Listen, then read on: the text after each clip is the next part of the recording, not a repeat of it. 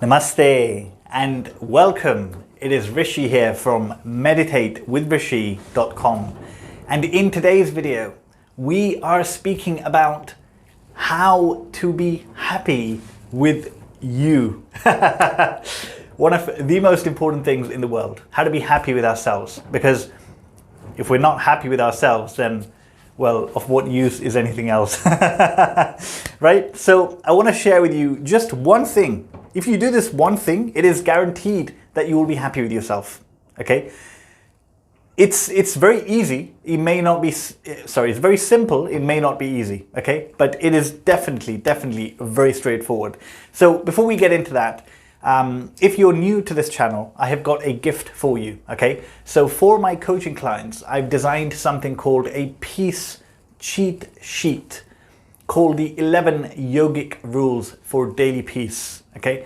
So as it says, you know, these are 11 rules that if you live by them, you can instantly increase the amount of peace that you feel every single day. Okay, so if you want that, you can get it at meditatewithrishi.com/cheat sheet. I will link it in the description box below. And slots, limited slots for one-to-one coaching with me are currently open.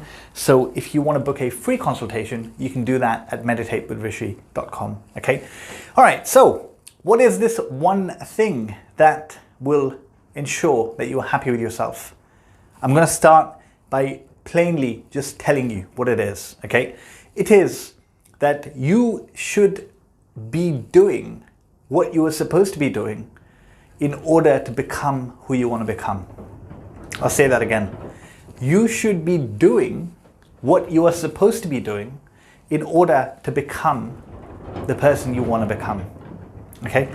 Pretty straightforward, right? It sounds so simple, yet because we often fail at doing this, it causes a lot of unhappiness. It causes a kind of decrease in our self-worth in terms of how we view ourselves. Okay, so let me give you an example of what I mean by this. Now, this video, by the way, is as much for me as it is for you. So I'm going to use the example of weight loss, okay? Because we've all put on a bit of weight over Christmas.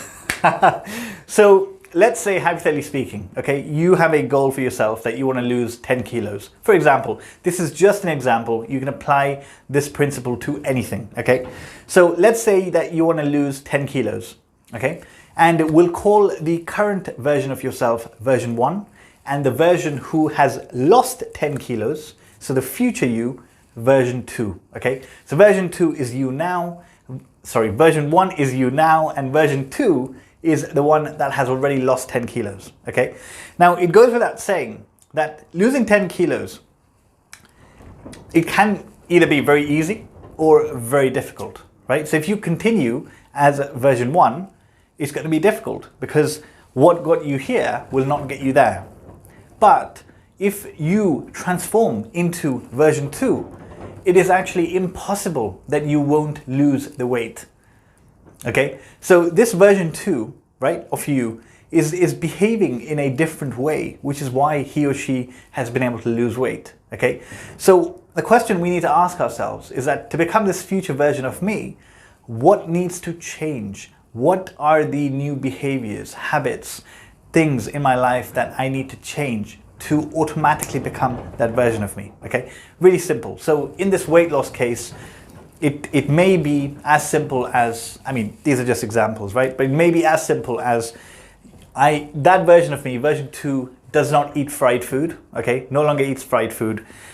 He or she has introduced daily exercise, okay? So no more fried food, has introduced daily exercise, and is more mindful when they are watching Netflix, that they don't gorge.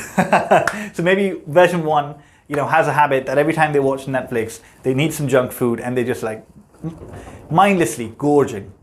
But version 2 doesn't do that, right? Because, this is the fit version of you, right? So that version doesn't do that. So, okay, anyway, I digress. These are 3 things that version 2 doesn't do. So in your mind now, you know that if I want to lose 10 kilos and become that version of me, version 2, then these three things that have to change my life, right? So I no longer eat fried food. I actually exercise every single day. And when I watch Netflix, I'm mindful of my behavior, okay? So these are the three things. Now, this is where the game starts, okay? So every day you will be presented with a choice whether you want to act like version 1 or you want to act like version 2, okay? So every time that you do not act like version 2, every time that you do not exercise, every time you eat some deep fried food, you'll know deep down that, I'm not behaving as that version of me, as version 2. And this will create some guilt inside. It may be a little. You may even laugh it off with friends that, oh yeah, let's have some chips, right? You may laugh it off, but this guilt has started to be created inside, okay? And this is not good because this decreases your self-worth. In your eyes, the way you're viewing yourself is as somebody that doesn't stick to what they're saying, as somebody that is not true to themselves, okay? And the more you do this, the worse you feel about yourself, the less happy you are with yourself, right? I'm sure you get what I'm saying. I'm sure that you can relate this to, instances, habits in your life that they're small, they're subtle, but they create a bit of guilt, right? So you know what that is for you. Now, on the flip side, if you actually show up as version 2, so you wake up in the morning and you do your workout, okay? You go through the day and you have crystal clarity that, fried food, I don't eat that anymore. I don't eat fried food, okay? And even when you're watching Netflix, you're like, okay, maybe I'll watch some Netflix, but I'm not I'm not gonna eat anything, right? This now, even it may be really small, but you feel a sense of happiness. You feel a sense of accomplishment that yes, I said I will do this and I did it. Amazing, okay? So this is just day 1. Now, which direction this goes in can make an incredible difference in your life, right? Because ultimately, on the one hand, right, if you continue as version 1, if you say that you're going to exercise, if you say you're not going to eat fried food, but you don't do these things, then you're going to become more and more unhappy with yourself, okay? And the kind of what this leads to is a personality, a version of you that is actually very grumpy, very negative, very unhappy. You become very fault-finding. You get angry easily because deep down you're just not happy with yourself. Think about people in your friend circle, in your family that are like this, purely for the reason that they're not happy with themselves, right? So anytime they get angry at you, or anytime that you have some kind of conflict, it's not because of anything you did. It's just because of how they feel about themselves. So when we do this, we actually become somebody that creates suffering, not just for ourselves, but we create suffering for others as well. And on the flip side, if you actually, be true to yourself and you commit, you do what you're supposed to do to become the person you want to become, that has got a positive snowball effect. Because that small sense of yes, I trust myself, I'm happy with myself, that, compounds. It has a snowball effect. And when you continue to do that, you become this person that is completely, happy with themselves, like ready to take on life. And this spills over into other areas of your life. Opportunities start presenting themselves. Whether it's your career or your relationships, all of this starts improving. There is a snowball effect to other areas of your life.